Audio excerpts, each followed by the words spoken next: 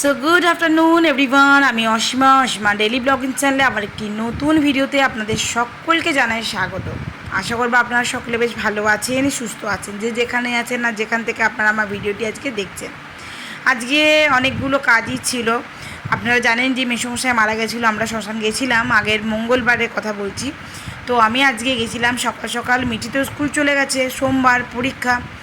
আর Mithi school চলে যাওয়ার পর আমি ঘরে যাবতীয়গুলো করে নিয়ে আমরা একটু চাটা খেয়ে চান টান করে আমি চলে গেছিলাম মেসোর বাড়ি। কেন আমি গেছিলাম একটু ফল মিষ্টি দিতে। দিয়ে আসার পথে আমি একটুখানি মাছ টাছ নিয়ে, মানে আজকে আমাদের ভিরিঙ্গি মোড়ে 1000 টাকা কিলো ইলিশ মাছ চলছিল। দেখলাম যখন যদি ভিরিঙ্গিতে 1000 টাকা হয় তাহলে ব্যানাচিতে ওটা 700-800 টাকা অবশ্যই হবে। তো আমি তুরন্ত পৌঁছে গেছি একদম ব্যানাচিতি বাজার। আর বেনাচিতি থেকে একদম দারুণ পেটে ডিমওয়ালা একটা ইলিশ নিয়ে এসেছিলাম। বাট আমি না আপনাদের সঙ্গে আজকে ভিডিওটার ফুটেজ তুলতেই ভুলে গেছি। তারপর আমি আপনাদের সঙ্গে যেহেতু মানে আমি ভাপা ইলিশটা আগে রেসিপিটা শেয়ার করেছি, তো সেটা আর শেয়ার করলাম না। আজকেও ভাপা ইলিশই করেছিলাম। আর মায়ের 1 পিস বেগুন আলু দিয়ে ঝোল। তো যেহেতু মাছের পিসটা যথেষ্ট বড় ছিল, মা অর্ধেকটা খেয়েছে আর অর্ধেকটা রাতের জন্য রেখে দিয়েছে। আর আমাদের করেছি তার জন্য। আর ভাপা ইলিশটা আজকেও একটু নারকেল, দই এগুলো দিয়ে, সর্ষে, 2 রকম সর্ষে এই দিয়েই করেছিলাম আর কি, কুকারে করে নিয়েছি। তো চলুন আজকে দুপুরে লাঞ্চে কী করলাম না করলাম সবটুকু আপনাদের সঙ্গে শেয়ার করব। তো তখন যখন করেছি তখন না আর ভিডিও ফুটেজটা তোলা হয়নি। আসলে এলাম, এসে চান টান করে পুজো টুজো করলাম, বাকি এসে জোগাড়যন্ত্রী করে রান্না বসানো, তো একটুখানি দেরি হয়ে গেছিলো, যার কারণে আর আপনাদের সঙ্গে ভিডিওটা শেয়ার করা আজকে আর হয়ে ওঠেনি।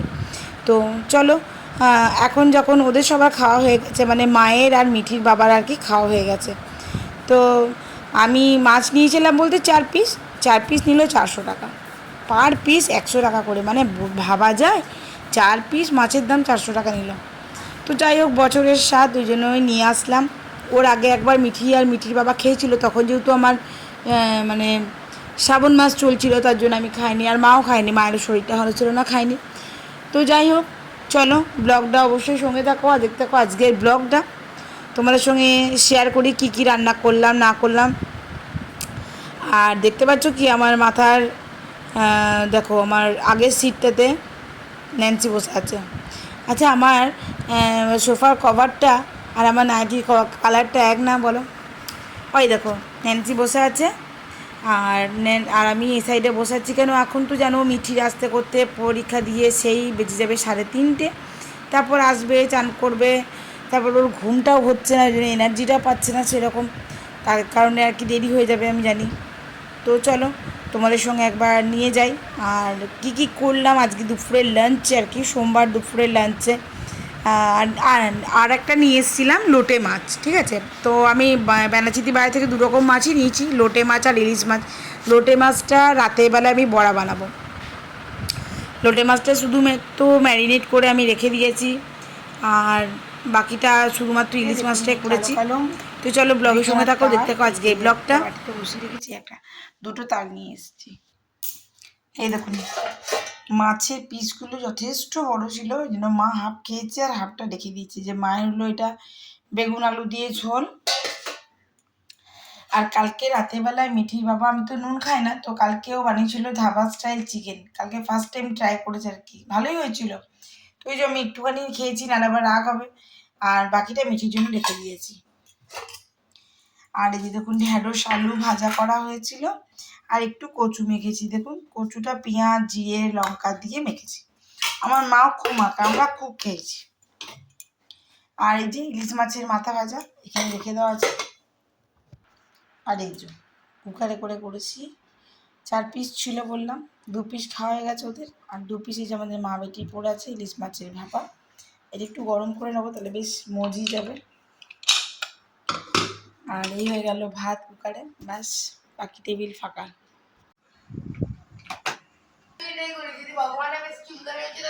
সো বন্ধুরা, রাতে ডিনারের জন্য বসিয়ে দিয়েছি। দেখো এদিকে কুকারে ভাত, আর এদিকে আমি তোমার ইলিশ মাছের যে ঝালটা হালকা গরম করে নেবো। গরমটা তো প্রচণ্ড আছে না, খারাপ হয়ে যাবে। আর আমি করেওছি তাড়াতাড়ি। দেখো ব্যাপারটা হয়ে গেল ক্যামেরাটা। যাই হোক, এটা ভালো করে ফুটিয়ে নিই। দুধ দিয়ে গেছে, তো লোটে মাছটা চলো বার করি আর একটা ব্যাটারটা তৈরি করি। দেখতে পাচ্ছ আমি এখানে লোটে মাছের যে গ্রেভিটা, মানে যেটা বেসনের সঙ্গে ব্যাটারটা তৈরি করবো সেটা এখানে বসিয়ে দিয়েছি। আর লোটে মাছ আমি সকালে ইলিশের সঙ্গে এনেছিলাম, আর তখন আমি এটা ম্যারিনেট করে রেখে দিয়েছি। তো এই দেখো আমার মশলাটা রেডি হয়েছে, এবার আমি বেসনটা নিয়ে আসি, তার মধ্যে এটা দিয়ে দেবো। এবার দেবো এর মধ্যে একটুখানি কস্তুরি মেথি, ব্যাস, বা ফ্রেশ ধনে পাতা হলেও চলবে, সেটাও দেওয়া যায়। আমি এখন কস্তুরি মেথি দেবো। সো এখানে ব্যাটারের সঙ্গে মানে আমি যে মশলাটা তৈরি করলাম দেখো, এটা কিন্তু বেসনের সঙ্গে একদম টোটালি মিক্স আপ করে দিয়েছি, এখানে রেডি হয়ে গেছে, ঠিক আছে। আর এখানে তেল বসিয়ে দিয়েছি, এটা হিট হয়ে গেছে আপাতত। তো এবার আমি মাছটা জাস্ট হালকা নর্মাল হলেই ফ্রাই করতে শুরু করব।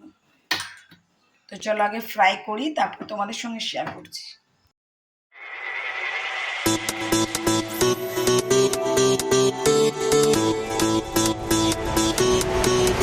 It's your time, do it right. Come on, this day or in the night. Don't be shy, you can try. They can never take your pride. Put 'em up, you're enough. You can battle through the rough. It's a movement, so needed. Cultivate it and beat it. Let them say what they want, but never believe that you do you, they do them. But love wins in the end, again and again. You can transcend. It's a movement, so needed. Cultivate it and beat it.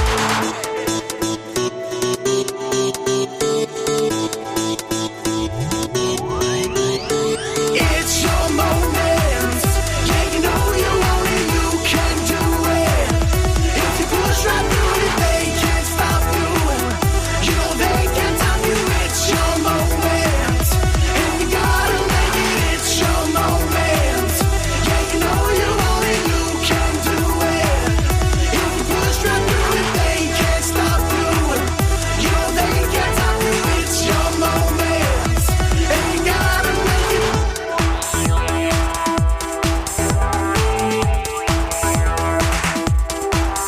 It's your time, do it right. In December or July, don't be shy, you can fly. They can never break your stride. Roll 'em up, you're the one. The work is never done. It's a movement, so lead it. Cultivate it and feed it. Let them talk all they want, but never concede it. Stay true, stay zen, 'cause love wins in the end.